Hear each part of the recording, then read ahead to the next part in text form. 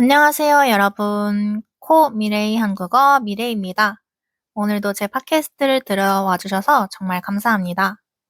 오늘 이야기할 주제는 크리스마스인데요. 혹시 이번 영상이 조금 어렵게 느껴지신다면 같은 주제의 토픽 3, 4급 레벨 영상도 올라와 있으니까요. 분홍색 썸네일의 영상도 봐주시면 좋을 것 같습니다. 벌써 12월도 중순을 훌쩍 넘겼네요. 거리 곳곳에 장식된 반짝이는 전구들을 보면 정말 올해도 다 갔구나 하는 생각에 시원섭섭하기도 하고 또 크리스마스 특유의 들뜬 분위기 때문에 괜히 기분이 좋아지기도 해요. 여러분은 요즘 어떤 마음으로 하루하루를 보내고 계신가요? 사실 저는 종교가 없어요. 하지만 저 같은 비기독교인들에게도 크리스마스는 이제 종교적인 의미를 넘어서 하나의 거대한 문화 축제가 된 것 같아요. 예전에는 크리스마스 하면 성당이나 교회의 새벽종 소리를 떠올렸을지 모르지만 요즘은 누구나 즐길 수 있는 겨울의 정점 같은 느낌이랄까요? 그래서 오늘은 저희 개인적인 추억부터 한국의 크리스마스 풍경까지 아주 깊게 이야기를 나눠보려고 합니다. 여러분은 산타클로스 할아버지 존재를 언제까지 믿으셨나요? 저는 사실 꽤 오랫동안 믿었던 편이에요. 초등학교 2, 3학년 때까지는 정말 12월 24일 밤만 되면 가슴이 두근거려서 잠을 설쳤거든요.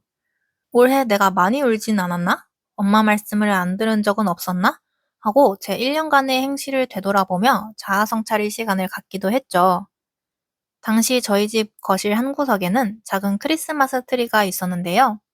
저는 매년 산타 할아버지께 드리는 편지를 써서 트리 나뭇가지 사이에 정성스럽게 걸어놨어요.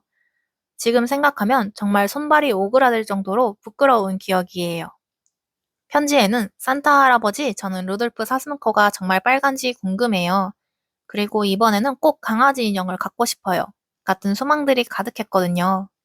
그런데 제가 잠든 사이에 그 편지를 읽었을 부모님을 생각하면 지금도 얼굴이 화끈거려요. 부모님은 제 맞춤법도 틀린 그 편지를 보면서 얼마나 웃음을 참으셨을까요? 그리고 제가 갖고 싶다는 선물을 구하기 위해 얼마나 고군분투하셨을지 이제야 그 마음이 조금씩 이해가 가더라고요. 그 수많은 크리스마스 중에서도 유독 기억에 남는 선물이 하나 있어요. 바로 무선 조종 자동차 RC카였는데요. 당시엔 그게 어린이들 사이에서 최고의 유행이었거든요. 크리스마스 아침 눈을 뜨자마자 트리 밑에 놓인 커다란 포장지를 뜯었을 때의 그 쾌감, 정말 세상을 다 가진 기분이었어요. 선물을 받자마자 저는 겉옷도 제대로 챙겨 입지 않고 마당으로 달려나갔어요. 겨울바람이 살을 애듯이 차가웠지만 리모컨을 조작하는 제 손가락은 전혀 춥지 않았죠. 그날 하루 종일 마당에서 배터리가 다 닳을 때까지 자동차를 굴렸던 그 기억은 지금도 제 인생에서 가장 행복했던 크리스마스의 한 장면으로 남았답니다. 하지만 어른이 된 지금 한국에서의 크리스마스는 마냥 낭만적이지만은 않아요. 여러분도 혹시 한국 뉴스나 SNS에서 보셨겠지만 크리스마스 시즌의 서울은 정말 어마어마하거든요. 특히 명동이나 잠실의 대형 백화점 장식을 보러 가는 건 거의 극기훈련 수준이에요. 화려한 조명과 거대한 트리는 정말 예쁘지만 그걸 배경으로 사진 한 장 찍으려면 몇 시간을 기다려야 하거든요. 길거리는 사람들에 휩쓸려 다녀야 할 정도라 저는 언젠가부터 크리스마스 당일에는 절대 번화가에 나가지 않겠다는 철칙을 세웠어요.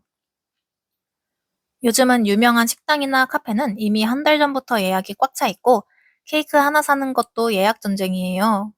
그래서 저는 실속파답게 미리 예약한 케이크만 조용히 픽업해서 집으로 돌아오는 쪽을 택한답니다.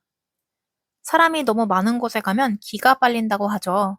저는 크리스마스의 설렘을 조용히 집안에서 오붓하게 즐기는 게 더 적성에 맞는 것 같아요. 이번 크리스마스도 케빈이랑 보낼 거야 라는 농담이 있어요. 영화 나홀로 집의 주인공 케빈과 함께 집에서 영화를 보겠다는 뜻이죠. 저 역시 매년 크리스마스만 되면 저는 약속이라도 한 듯 나홀로 집에를 정주행해요. 그리고 조금 더 욕심을 내자면 찰리와 초콜릿 공장까지 챙겨보죠. 저는 미국에서 살아본 적도 없고 90년대 서구권 문화를 직접 경험해본 세대도 아니에요. 그런데도 영화 속 케빈의 커다란 집, 온 가족이 모여 먹는 저녁 식사, 벽난로 위 양말 같은 풍경들을 보고 있으면 묘하게 향수가 느껴져요. 마치 제가 그 시절 미국 어딘가에 살았던 것 같은 착각이 들 정도로요. 그래서 저는 크리스마스 영화를 볼 때마다 그런 기분 좋은 착각에 빠지곤 한답니다. 올해 제 크리스마스 계획은요, 놀랍게도 없음입니다. 올해는 유독 일정이 바빠서 미리 약속을 잡지 못했거든요. 처음에는 나만 혼자 보내나 싶어서 조금 쓸쓸하기도 했는데 생각해보니 계획이 없다는 건 무엇이든지 할 수 있다는 뜻이기도 하잖아요. 그래서 이번에는 정말 발길 닿는 대로 마음 가는 대로 보내보려고 해요. 아침에 눈이 떠질 때까지 푹 자고 일어나서 가장 먹고 싶은 음식을 배달시켜 먹고 밀린 드라마를 하루 종일 정주행하는 거죠. 아, 물론 케이크는 잊지 않고 예약해뒀답니다. 혼자 보내더라도 크리스마스 케이크의 촛불만큼은 꼭 켜고 싶거든요. 미래야, 올해도 수고 많았어 라고 스스로에게 말해주면서요. 마지막으로 올해 제가 가장 기대하는 건 바로 눈이에요. 여러분은 화이트 크리스마스라는 말을 좋아하시나요? 사실 한국의 겨울은 꽤 춥지만 크리스마스 당일에 눈이 내리는 경우는 생각보다 많지 않았던 것 같아요. 눈이 오면 길도 미끄럽고 차도 막혀서 현실적으로는 불편한 점이 한두 가지가 아니지만 그래도 크리스마스만큼은 세상이 하얗게 덮였으면 좋겠다는 소망을 갖게 돼요. 창가에 앉아 따뜻한 코코아를 마시며 밖으로 떨어지는 눈송이를 구경하는 것. 그게 바로 제가 꿈꾸는 완벽한 크리스마스의 마무리거든요. 일기예보를 보니 올해는 가능성이 좀 있다고 하는데 여러분이 계신 곳은 어떤가요? 자, 오늘은 저희 지극히 개인적이고도 평범한 크리스마스 이야기를 들려드렸어요. 어린 시절의 동심부터 성인이 되어 느끼는 현실적인 번잡함, 그리고 여전히 놓지 못하는 영화 속 환상까지 참 많은 이야기를 했어요. 여러분에게 크리스마스는 어떤 의미인가요?